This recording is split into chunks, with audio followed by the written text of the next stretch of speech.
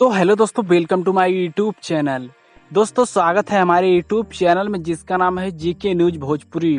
तो दोस्तों आप लोग के बीच में back to back news song का अपडेट लेकर आ रहा हूं, जो कि दोस्तों आप लोग के बीच में एक और न्यूज सॉन्ग का अपडेट लेकर आ चुका हूं, जो कि दोस्तों रितेश पांडे का। जी हाँ दोस्तों, रितेश पांडे का न्यू भोजपुरी सॉन्ग आ चुका है, जो कि दोस्तों हमारी स्क्रीन पर देख लीजिए।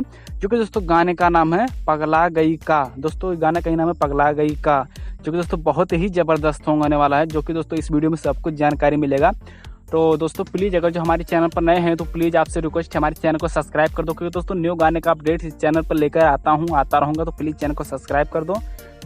और दोस्तों आप लोग को बता दें ये गाना को कौन से चैनल पर रिलीज किया जाएगा, जो कि दोस्तों नूपर स्टूडियो, जो कि दोस्तों चैनल का ही नाम है नूपर स्टूडियो। इसी चैनल पर इस सॉन्ग को रिलीज किया है, जो कि दोस्तों इसका रिलीज डेट सब कुछ कन्फर्म हो चुका है, जो कि दोस्तों 27 अक्टूबर को सुबह के 6 बजे इस सॉन्ग को रिलीज किया जाएगा।